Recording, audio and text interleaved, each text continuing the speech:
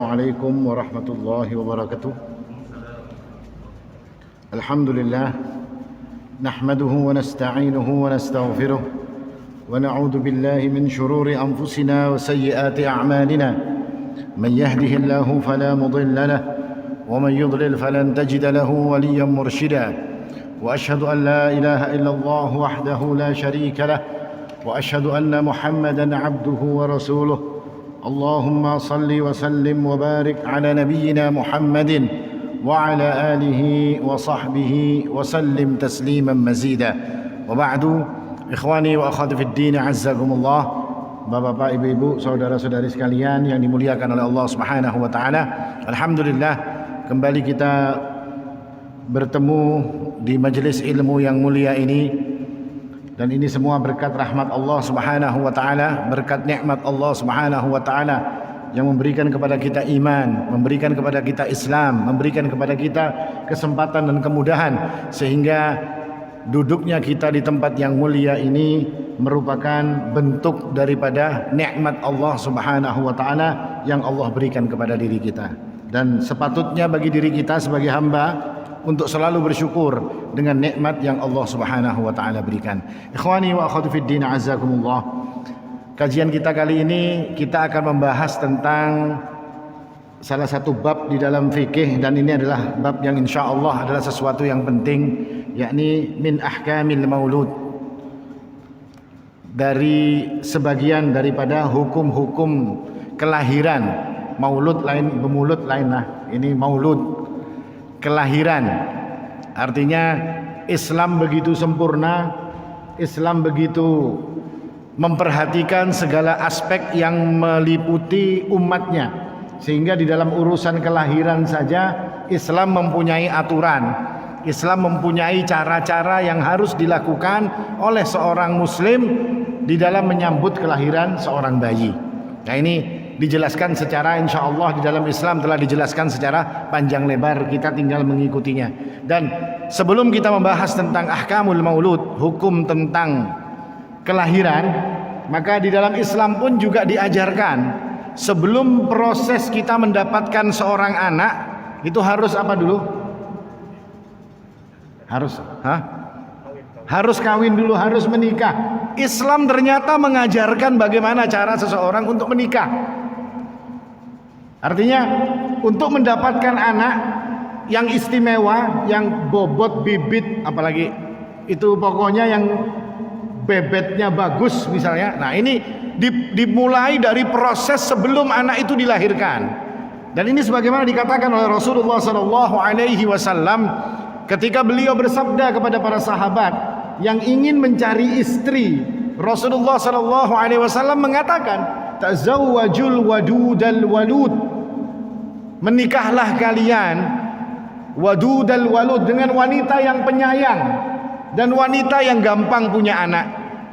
Jangan menikah lawan bebinian yang kada penyayang, ngalih kita kayaknya berisi anak, kayaknya muyak ini lawan anak kita, dimasukakannya dalam tajau.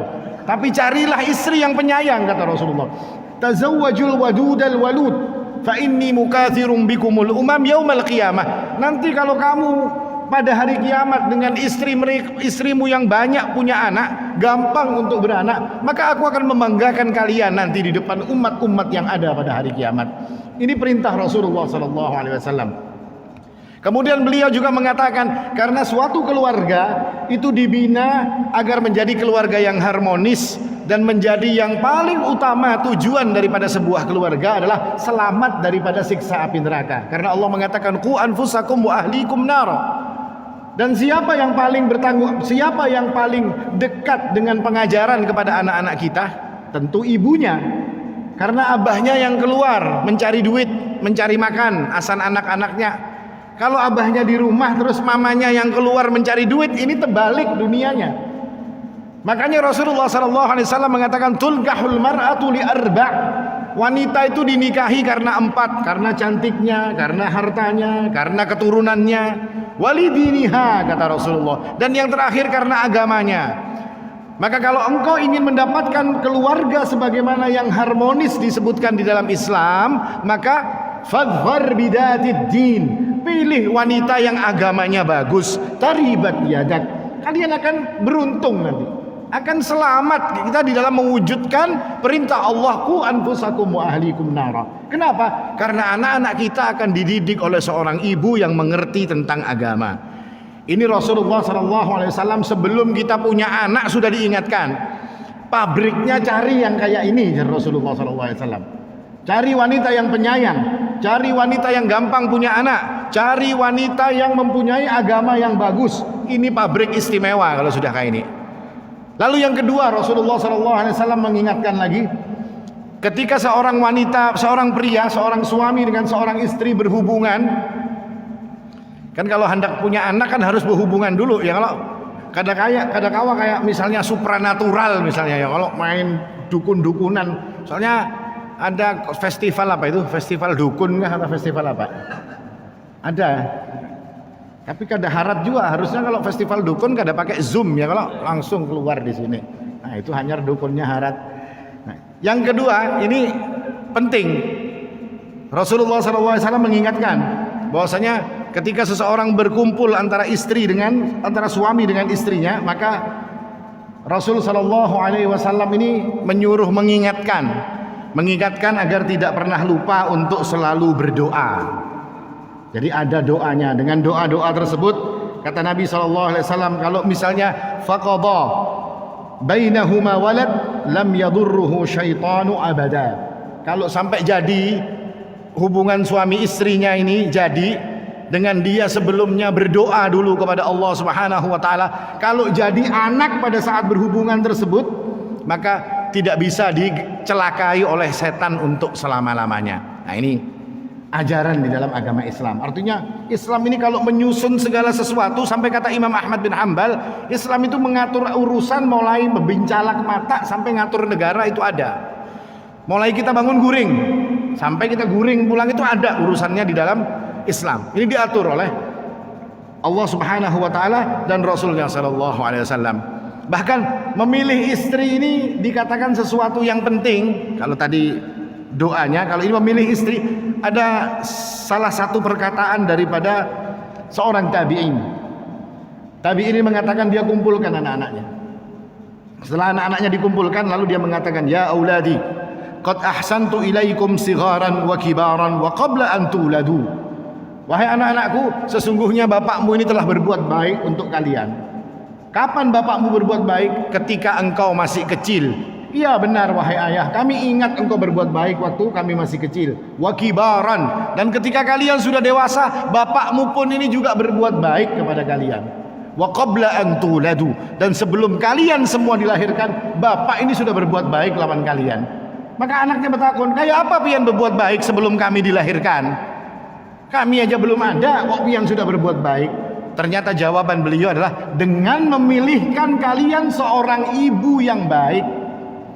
Dengan memilihkan kalian seorang ibu yang penyayang, yang gampang punya anak, yang ibu ini mengerti tentang agama, maka ini kita berbuat baik kepada anak kita sebelum anak-anak ini dilahirkan oleh ibu-ibunya.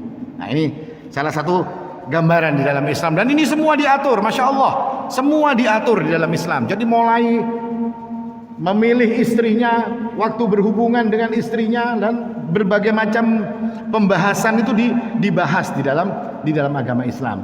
Lalu bagaimana kita masuk ke dalam hukum-hukum yang berkaitan dengan kelahiran? Yang pertama yang harus diperhatikan, dan ini sering dilalaikan oleh seorang muslim, seorang muslimah juga sering melalaikan ini. Pertanyaannya, may yubashirut taulid, siapa yang akan menolong persalinan? Ini penting. Kenapa? Karena banyak yang bagi an takuna mar'atu khabirah bi ijra'atil wiladah, yang harus menolong seorang wanita itu di dalam melahirkan adalah dokter wanita atau bidan, atau pokoknya wanita yang mampu dan ahli di dalam mengurusi kelahiran. Hari ini apa yang terjadi? Wanita-wanita muslimah pergi ke dokter-dokter laki-laki, dan auratnya dilihat oleh dokter laki-laki dalam keadaan suaminya diam. Oh ini dokternya pintar. Pak, kalau kada pintar kada jadi dokter. Ya kalau dokter itu pasti pintar. Kada ada dokter kada pintar itu kada ada. Kalau kada pintar ini kada lulus. Kita saja yang kurang meyakini apa yang diajarkan oleh agama kita. Dibawa istri ini ke dokter laki-laki, dilihat auratnya. Bahkan saya punya teman melahirkan pakai BPJS. Ada BPJS-nya melahirkan. Jadi waktu melahirkan, bininya ini hendak mengeluarkan bayi, dikiawakannya mahasiswa atau siapa dokter muda-muda ini 20 ikung disuruh melihat ini tadi siaran langsung. Nah, ini terhina seorang wanita yang seperti ini. Terhina seorang laki-laki ketika istrinya dilihat oleh orang-orang yang seperti itu. Terhina, tidak ada ghirah, tidak ada rasa cemburu. Sedangkan orang yang tidak ada rasa cemburu ini adalah orang-orang yang berbahaya. Rasulullah SAW mengatakan, "Salasatun qad harramallahu alaihimul jannah." Ada 3 kelompok kata Rasulullah yang haram bagi mereka untuk masuk ke dalam surga. Daripada salah satu kelompok itu Rasulullah SAW menyebutkan ad-dayyuth. Ad-dayyuth. Siapa ad-dayyuth? Orang yang tidak punya rasa cemburu. Orang yang membiarkan di dalam keluarganya ada kemaksiatan. Ini maksiat. Dokter bebinian banyak. Kenapa dibawa ke dokter laki-laki?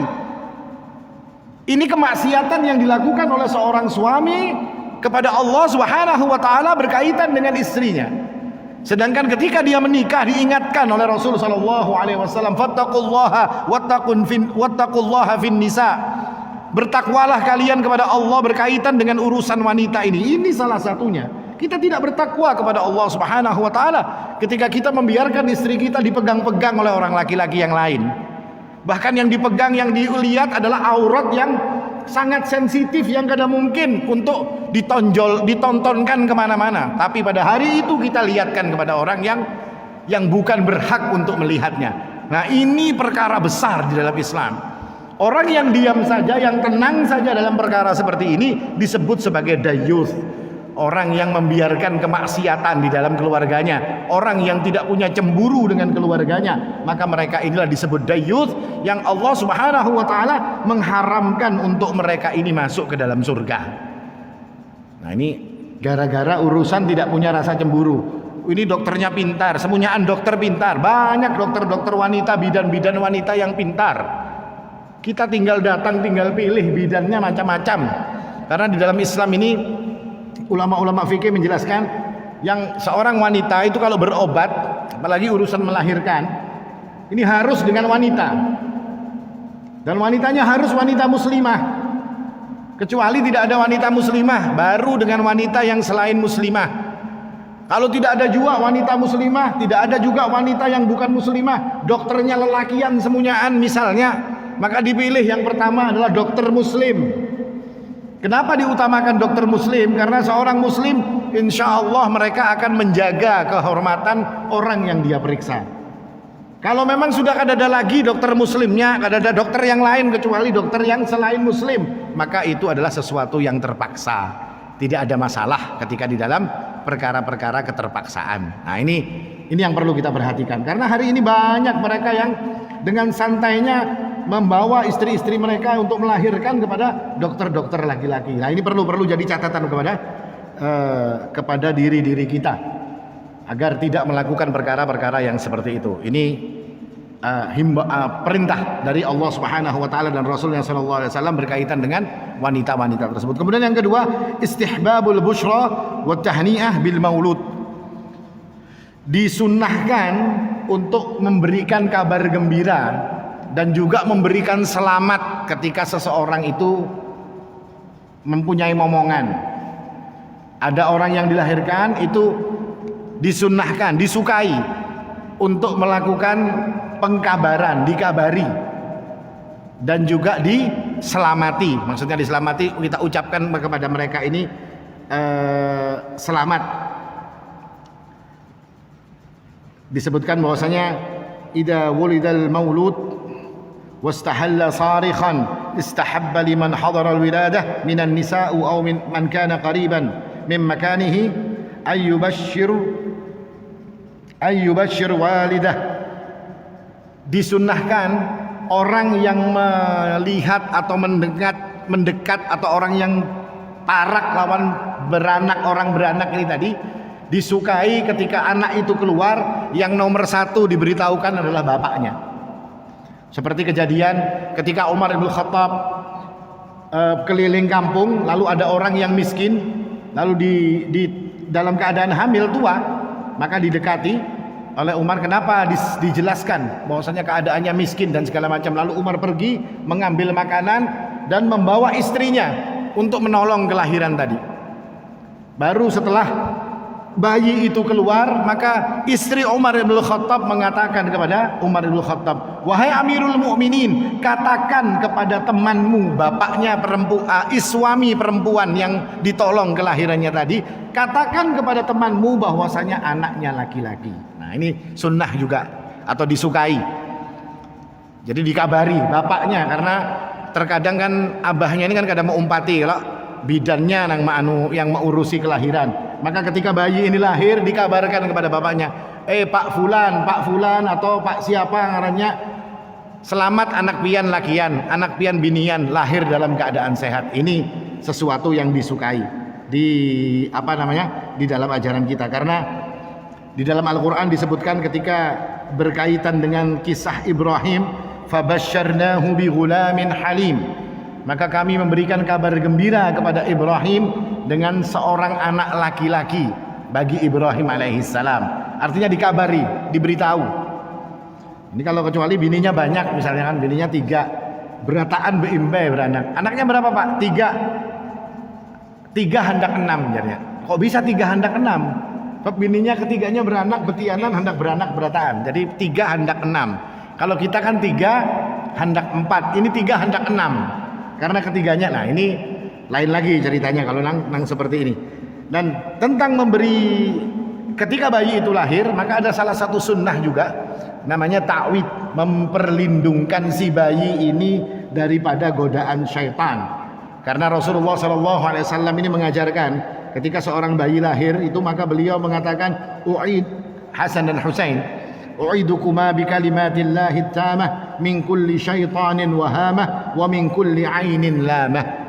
Dan aku perlindungkan kalian berdua ini dengan kalimat-kalimat Allah yang sempurna daripada godaan syaitan dan kejelekan-kejelekan, wa min kulli ainin lamah, dan daripada bahaya dan juga dari ain, dari penyakit ain diperlindungkan oleh Nabi SAW.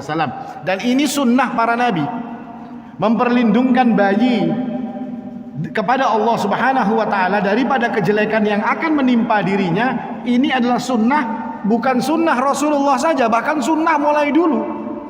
Ketika Maryam alaihi salam melahirkan, ketika ibunya Maryam, betianan Maryam dan melahirkan Maryam alaihi salam, maka dia pun juga berkata, wa inni u'iduha bika wa dzurriyyataha minasyaitonir rajim, dan aku memperlindungkan Maryam yang ada dalam perutku ini tadi, yang hendak keluar ini tadi, dan seluruh keluarganya minasyaitonir rajim.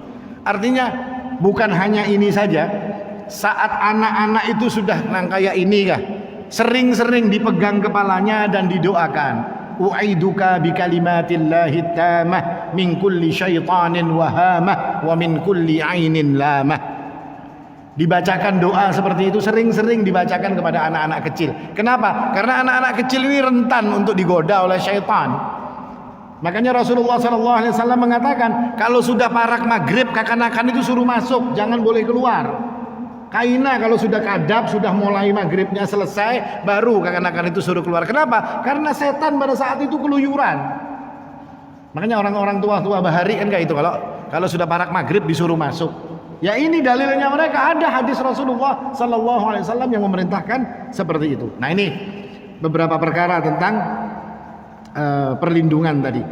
Artinya disunahkan untuk memperlindungkan seorang bayi atau seorang anak daripada godaan setan dan daripada mara bahaya, bencana, penyakit dan segala macam, dan juga daripada ain, penyakit karena pandangan mata.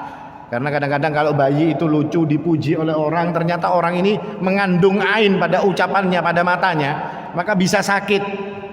Dan ini ada di dalam riwayat-riwayat Rasulullah SAW yang mengobati orang-orang seperti ini. Ini yang kedua. Yang ketiga, Ini permasalahan yang mungkin menjadi perselisihan di kalangan para ulama. Hal yu'adzan fi udunil maulud al-yumna wa yuqimu fil yusra? Hal yu'adzinu fi udunil maulud al-yumna wa yuqimu fil yusra? Apakah diadzani telinga bayi di sebelah kanan dan diiqomahi telinganya yang sebelah kiri? Nah, perkara ini adalah perkara yang menjadi perselisihan di kalangan para ulama. Sebagian ulama mengatakan tidak, sebagian lagi mengatakan iya, sebagian lagi mengatakan cuma diadzani saja. Kenapa? Karena hadis-hadis yang berkaitan dengan perkara ini ulama berselisih pendapat tentang status daripada hadis tersebut. Sebagaimana hadis Abu Rafi' yang mengatakan bahwasanya ra'aitu Rasulullah sallallahu alaihi wasallam adzana fi udunil Husain Hasan bin Ali hina waladathu Fatimah. Saya melihat Rasulullah mengadzankan pada telinga Hasan bin Ali ketika Fatimah melahirkannya. Nah, hadis ini yang dijadikan dalil oleh orang-orang yang mengatakan bahwasanya bayi yang lahir itu diadzankan. Tapi ulama yang lain mengatakan tidak, hadis ini dhaif. Hadis ini tidak makbul, tidak bisa diterima karena ada perawi-perawi dan pesaksi-saksi daripada hadis-hadis yang lain, ini tidak mampu untuk menjadikan hadis ini menjadi hadis yang sahih. Maka mereka menolak, dan dengan sebab penolakan mereka mengatakan bahwasanya orang yang melahirkan maka tidak disyariatkan bagi mereka untuk mengadzani telinga bayi atau mengiqomahi telinga bayi yang kanan dan kiri tadi. Adzan di kanan, iqomah yang kiri. Ini pendapat pertama yang mengatakan seperti itu. Akan tetapi Syekh Ibnu Utsaimin, Syekh Muhammad bin Shalih Al-Utsaimin mengatakan bahwasanya yang benar, kata beliau, tidak diiqomahi tapi cukup diadzani. Cukup diadzani saja, kata Syekh Utsaimin. Kenapa? Karena Syekh mengatakan hadis yang Abu Rafi' ini tadi dengan berbagai macam saksinya bisa menjadi hadis yang makbul atau yang diterima. Dan hadis ini menunjukkan ra'aitu Rasulullah sallallahu alaihi wasallam adzana fi udunil Hasan bin Ali. Dia mengadzankan di telinga Hasan bin Ali. Maka kata Syekh Ibnu Utsaimin, cukup diadzankan saja, tidak perlu diiqomai. Ini pendapat yang kedua. Pendapat yang ketiga mengatakan diadzani dan diiqomahi, karena ada hadis-hadis yang lain yang mengatakan bahwasanya Rasulullah sallallahu alaihi wasallam melakukan adzan dan iqamah di telinga tersebut. Ada riwayat dari Nabi yang melaksanakan adzan dan iqamah pada telinga bayi tersebut. Nah, hadis ini dikatakan dhaif oleh orang-orang yang mengatakan tidak ada dalilnya. Tapi mereka bukan hanya berdasarkan kepada hadis, ternyata amal ini juga diamalkan oleh salafus saleh. Ahli ilmu dari kalangan salafus saleh, ternyata mereka mengadzani dan mengiqamahi telinga bayi mereka. Bahkan ini dilakukan oleh Khalifah Umar bin Abdul Aziz rahimahullahu ta'ala. Beliau mengadzani telinga bayinya di sebelah kanan dan mengiqamahi telinga bayinya di sebelah kiri. Nah, artinya ada 3 pendapat. Mana yang bujur pendapat yang 3 ini? Yang bujur itu kalau berisi anak dulu ya, kalau hanya karena dipilih pendapatnya mana. Kita misalnya tidak ingin mengadzani, saya tidak mau karena hadisnya dhaif. Berdasarkan penjelasan ulama, maka saya memilih pendapat yang mengatakan bahwasanya hadis ini dhaif. Ya silahkan. Yang satu mengatakan, oh saya cocok srek dengan pendapatnya Syekh Muhammad bin Shalih Al-Utsaimin, ya kan? Maka saya pilih yang Syekh Muhammad bin Shalih Al-Utsaimin yang sekedar mengadzankan di telinga bayi, tidak diiqomahkan, cuma diadzankan. Lalu yang satu mengatakan saya mau mengikuti Umar bin Abdul Aziz. Ini juga pendapatnya Ibnu Qayyim Al-Jauziyah, juga pendapatnya Lajnah Daimah dan yang lainnya. Bahwasanya diadzani dan diiqomai, saya mau pilih pendapat ini. Nah, ini intinya ada keluasan di dalam perkara seperti ini. Karena perkara-perkara yang seperti ini bukanlah perkara yang menjadikan terus kita ini beda akidah, kada. Pian mengadzani bayi ulun kada misalnya, terus beda akidah, kada. Yang beda akidah itu ya kalau situ misalnya mengakui rukun Islam ada 5, ulun ada 7 misalnya, ini kita beda akidah, salah satu pasti keluar daripada Islam. Tapi kalau yang urusan-urusan kecil seperti ini, hendaknya kita ini saling menghargai, saling mengerti. Kenapa? Karena ulama-ulama yang mendukung pendapat ini adalah pendapat ulama-ulama yang juga bukan ulama abal-abal. ulama-ulama kelas tinggi semuanya. Seperti yang mengatakan mengadani dan mengiqomahi. Apa hikmahnya? Kata beliau bahwasanya agar suara yang pertama didengar adalah suara kalimat-kalimat thayyibah. Kalimat-kalimat yang baik. Jangan karena bayinya hanya lahir ini langsung berkelahi urusan bayar bidan misalnya. Nah, ini repot ini. Bayinya lahir hanya mendengar suara ribut supaya yang didengar pertama kali. Ini hikmah oleh orang-orang yang mengatakan bahwasanya bayi itu diadani dan diiqomahi. Tapi kalau ulun mengira inilah kita ini berataan kira-kira diadani lawan diiqomahi loh. Adalah yang kada. Kira-kira pian lahirnya dulu kayak Pak, diadani diiqomahi kah? Karena ada yang tahunya lah. Nah, ini orang-orang dulu. Jadi ini istilahnya perkara-perkara khilafiyah, perkara-perkara yang kita harus berlapang dada, tidak sampai kita jadi bermusuhan gara-gara urusan mengadani telinga lawan kada. Ini yang berkaitan dengan adzan. Lalu setelah bayi itu lahir, ada salah satu sunnah lagi yang diajarkan, yakni apa? Tahnik. Tahnik ini kan mengunyah kurma lalu diberikan airnya kepada si bayi ini tadi. Nah, tujuannya apa? Yang diberikan kepada bayi ini kan manis. Nah, ini kan yang bagus, manis ini bagus. Artinya makanan yang pertama kali masuk dirasakan oleh si bayi ini gasan merangsang perasanya diberikan sesuatu yang manis. Jangan diberi uyah, diberi kurma ini tadi. Nah, untuk merasakan manisnya, karena Rasulullah SAW juga melakukan seperti itu. Dalam sebuah hadis dikatakan bahwasanya wulidali ghulamun fa'ataitu bihin nabiyya sallallahu alaihi wasallam. Saya dapat bayi, punya anak, ujar sahabat ini tadi. Lalu saya bawa kepada Rasul. Maka Nabi sallallahu alaihi wasallam Ibrahim, diberikan nama oleh Nabi Ibrahim. Lalu Rasulullah sallallahu alaihi wasallam mentahniknya dengan kurma. Jadi kurmanya dimamah dulu, dikunyah kurma ini lalu diambil airnya. Jangan kurmanya diambil, banyunya aja yang sudah tercampur dengan liur itu tadi. Nah, karena liurnya Rasulullah SAW ini ada berkahnya, makanya para sahabat ini kalau yang mentahnik anaknya dibawanya kepada Rasulullah supaya ludahnya Rasulullah masuk ke dalam muntung si bayi ini. Ini sahabat melakukan seperti itu. Mereka bertabarruk. Kalau nang hari ini ya apalagi kena corona bahaya ini.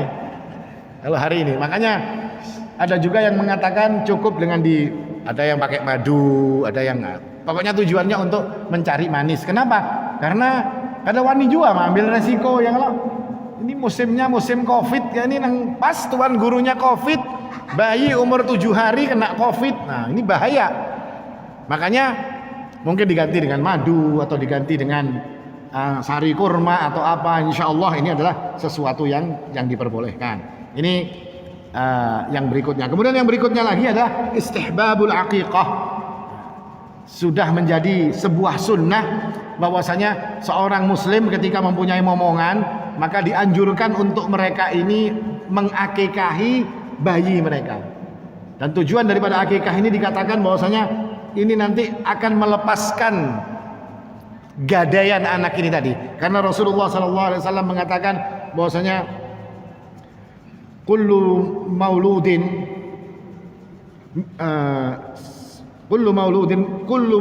murtahinun bi aqiqatih. Jadi setiap yang dilahirkan itu tergadai. Maka ketika kita mengakikahi itu seolah-olah seperti menebus gadaian tadi. Sehingga ini dikatakan oleh para ulama juga, dengan ditebusnya gadaian ini tadi, maka bisa menjadikan anak ini bisa memberikan syafaat kepada orang tuanya. Ini salah satu hikmah, wallahu a'lam. Tapi yang jelas akikah adalah perkara yang disunnahkan di dalam agama.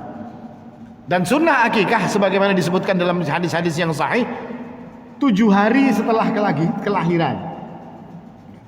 Kullu mauludin murtahinun bi aqiqatihi yudbahu anhu yauma sabi'i wa yuhlaqu wa yusamma. Ada beberapa proses dalam akikah. Disembelih binatang tersebut sebagai taqarrub untuk mendekatkan kita kepada Allah Subhanahu wa taala. Artinya sebagai salah satu bentuk syukur kita berkorban. Nah, ini orang Islam kan seperti itu. Kalau syukur mereka berkorban, dia persembahkan sebuah korban untuk mencari keridhaan Allah Subhanahu wa taala. Yudbahu anhu yauma sabi'ihi, hari ketujuhnya disembelih binatang ini tadi. Wa yuhlaqu, lalu kepalanya digundul, wa yusamma, dan diberikan nama. Ini beberapa aturan atau sunnah yang diajarkan oleh Rasulullah pada hari ketujuh. Tapi kan pada hari ini bayinya hanyar umur sebulan sudah bayi singaran. Hanyar telat misalnya si ibu ini tadi, oh ini kalau lahir kayaknya ngarannya ini, ya kalau ini kan sudah ada hari ini. Nah, tapi sunnahnya adalah diberikan nama. Ini tadi salah satu sunnah yang disebutkan dalam hadis adalah pemberian nama selain daripada akikah dan juga daripada mencukur rambutnya. Ini yang disebutkan oleh Nabi SAW, dan Rasulullah mengatakan ma'a ghulami akikah fa ahriqu anhu daman wa amitu anhu al-ada. Ya kan, tumpahkan darah, kucurkan darahnya daripada binatang ternaknya dan bersihkan kotorannya. Artinya bayi ini dibersihkan. Dan ini para ulama juga ada yang mengatakan dengan ini tadi untuk membersihkan si bayi ini tadi. Kalau orang-orang jahiliyah lain lagi, habis sembelih kambingnya, darahnya diambil, diusapakannya lawan bayi, dirigatinya bayinya. Sedangkan Islam menyuruh hilangkan daripada kotoran. Ini untuk membantah orang-orang jahiliyah. Kalau orang jahiliyah justru darahnya dikuboyakan ke anak yang baru lahir. Tapi kata Nabi, bersihkan bayimu, jangan malah dirigati. Nah, ini Islam menunjukkan kepada kebaikan-kebaikan yang diberikan kepada anak-anak yang baru lahir. Ini tentang akikah. Dan akikah ini ada juga yang mengatakan dalam riwayat-riwayat yang lain, tapi riwayatnya mungkin tidak sekuat riwayat yang mengatakan 7 hari. Ada yang mengatakan kalau tidak mampu hari ke-7 ya hari ke-14. Kalau kada mampu hari ke-14 ya hari ke-21. Kalau kada mampu hari ke-21, macam-macam. Ada yang mengatakan ya kaina, kalau sudah mampu, kapan mampunya ya sudah digawe. Ada yang mengatakan kalau sudah memang tidak mampu, hari-harinya sudah terlewati, maka gugur perintah untuk melakukan akikah ini. Karena perintah ini sejatinya kepada orang tuanya yang diperintahkan. Yang disuruh akikah ini bapaknya. Lalu bagaimana kalau misalnya bukan bapaknya yang akikah? Waktu hidup dulu abahnya miskin, sampai jadi dewasa pun abahnya tetap miskin, mati abahnya. Anak ini kemudian sukses, dan dia ingat dulu dia tidak diakikahi oleh bapaknya. Lalu dia ingin mengakikahi dirinya sendiri. Nah, ini pula terjadi perselisihan di kalangan para ulama. Ada yang mengatakan tidak perlu karena akikah adalah kewajiban seorang bapak. Maka kalau bapakmu tidak mampu, maka gugur kewajibannya. Bapaknya tidak berdosa kalau tidak mengakikahi dengan sebab tidak mampu. Kalau anaknya sendiri ingin mengakikahi, macam-macam para ulama menjelaskan. Di antaranya pendapat-pendapat di kalangan mazhab Hambali mengatakan boleh. Sudah ganal kita, sudah berisi duit seorang, hendak akikah seorang. Nah, ini ada yang mengatakan boleh, ada yang mengatakan tidak perlu. Makanya kita biasanya melihat kalau ada orang hendak tulak haji, nang digawe pertama, Pak, nyanyinya mbak akikah dulu. 2 hari aku belum diakikahi lawan abah. Wallahu a'lam, mudah-mudahan saja diterima akikahnya. Dan kemudian yang berikutnya mencukur rambut. Wat tasadduq biwazni syi'rihi fiddah. Rambut itu tadi dicukur, kan sunnahnya adalah digundul rambutnya. Lalu rambut ini kemudian ditimbang dan dihargai dengan harga perak. Karena Rasulullah SAW memerintahkan kepada Fatimah untuk menggundul Hasan dan Husain pada hari kelahirannya, hari ke-7. Pada hari ke-7 Hasan dan Husain itu digundul oleh diperintahkan oleh Rasulullah. Wa tasaddaqa biwaznihi fiddah. Lalu Fatimah disuruh nimbang rambutnya dan diganti dengan perak lalu disedekahkan. Ini juga sebuah sunnah yang diajarkan oleh Rasulullah SAW. Kalau kan ada rambutnya kayak apa, Ustaz? Gundul misalnya lahirnya. Ada kalau yang rambutnya sedikit, atau mungkin rambutnya gondrong, ditimbang 2 kilo misalnya rambutnya. Nah, ini adalah perintah-perintah sunnah. Artinya kita pun mungkin bisa mengira-ngira, sekadar perlu yang ditimbang rambutnya yang pas timbangannya, ya boleh dia melakukan seperti itu. Ibaratnya kan dikira-kira. Yang penting anak ini ketika lahir kita bisa melihat dari pertama isinya semua kebaikan. Anak itu keluar pertama kali langsung ditakwid, ada doa perlindungan bagi anak tersebut. Lalu bagi yang mengadhankan, bagi yang mengikomahkan kalimat-kalimat thayyibah yang didengar, kebaikan yang didengar anak ini. Lalu kemudian anak ini ditahnik, diberikan kurma atau perkara yang manis yang dimasukkan ke dalam mulutnya. Ini adalah perkara yang baik. Manis itu sesuatu yang baik. Makanya kita berbuka puasa seharian gak ada makan, disudahkan berbuka dengan kurma. Jangan lawan asam, kurma. Kalau asam naik, asam lambung mah kita. Tapi dengan kurma yang manis, perut ini jadi tenang. Seperti ini pula. Lalu rambutnya setelah digundul, diganti dengan perak dan disedekahkan. Ini pendidikan di dalam Islam. Manusia itu mulai lahir diajari kebaikan, dibiasakan pada orang tuanya, dan berharap bahwasanya anak-anak yang dibiasakan untuk berbuat baik ini tadi, maka nanti pada saat mereka besar, mereka pun akan menjadi orang-orang yang baik. Ini istilahnya harapan kita, doa kita. Karena baik, yang lihat tidak ada yang kada baik loh.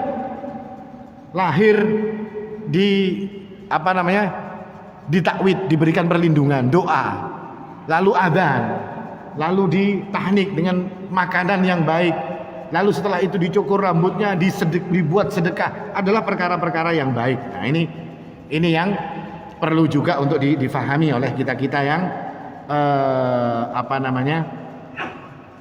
mungkin punya anak atau nambah anak atau punya cucu. Nah, ini perlu menjadi peringatan kepada orang-orang yang akan melahirkan. Dan tanbih, la yajuzu halqa ba'd ar-ra's as-sabi. Tidak boleh mencukur sebagian. Jadi ada, kalau ini akan lagi halusnya dipotong model kayak ini, ada jambulnya, kayak ada obat nyamuknya, ya kan, ada huruf apotir. Nah, ini sesuatu yang dilarang. Karena Nabi SAW mengatakan, nah Rasulullah SAW anil qaza'. Rasulullah ini melarang qaza'. Qaza' ini dilarang. Ya, apa maksudnya qaza'? Ya seperti tadi, lucu jadinya, diberi buntut, kena ada kalau kekanakan bayi rambutnya diberi buntut, dikelabang. Nah, kayak buntut tikus akhirnya. Nah, ini sesuatu yang disebut dengan qaza'. Tidak boleh, tidak layak diperlakukan seperti itu anak-anak seorang muslim, karena ini adalah sesuatu yang dilarang oleh Rasulullah SAW. Lalu yang penting juga khitanul maulud, disunat. Anak itu disunat. Jangan kayaknya sunatnya sudah SD, misalnya kelas 6 hanya sunat. Kadang kawal lagi pakai gunting, pakai bansau kayaknya yang ya, kalau layat sudah. Tapi hari ini mulai biasa orang menyunat bayi waktu anak-anak mereka masih kecil. Kalau ulun, anak-anak ulun ini tiga-tiganya lelakian. Semua di bawah 1 bulan sudah bersunat. Ada yang umur 28 hari, ada yang umur 7 hari, ada umur 9 hari, ada yang umur 14 hari.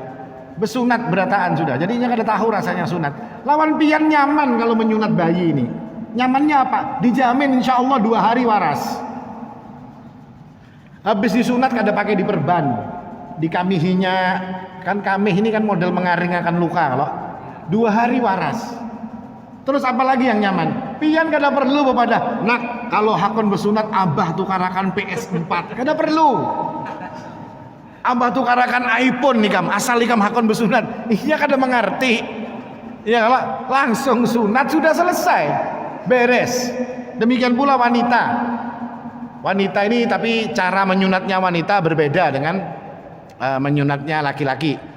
Itu karena bidan biasanya paham.